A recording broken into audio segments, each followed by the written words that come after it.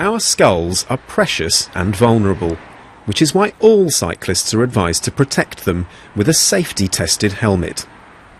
Aniruddha Sarabi was lucky to be wearing one when he crashed his bike in 2009. I was riding my bike wearing a helmet, and a guy opened the door. I hit the door, I did a couple of somersaults and fell straight on my head. The helmet was completely cracked, completely unusable.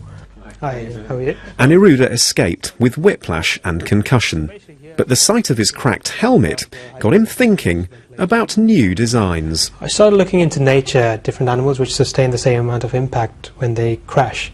And one of the main animals which stands out is the woodpecker.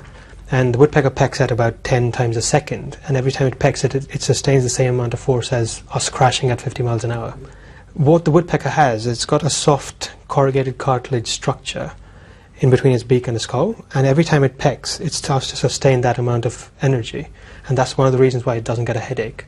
Aniruddha found a way of arranging paper into tiny honeycomb structures to mimic the woodpecker's crumple zone. So when you look at a close-up version, that's one layer of honeycomb cells, and then that's the second layer, but the second layer is slightly offset. What you end up is with tiny little airbags throughout the helmet.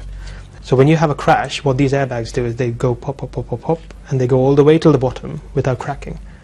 Official safety tests showed that the new helmets absorbed 3 times the amount of energy as conventional polystyrene ones, which would reduce the risk of brain injury. I really like the science behind this, but are people really going to buy a paper helmet? I actually think the public will accept it, because if you think about it, stuntmen have been jumping onto cardboard boxes which are all made out of paper.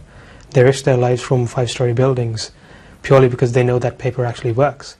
One version of the paper helmet is already available to buy, but Aniruddha is working on a new collapsible model to be sold at bike hire stations like the ones you find here in London and around the world. The hope is to make helmets more accessible and cycling a whole lot safer.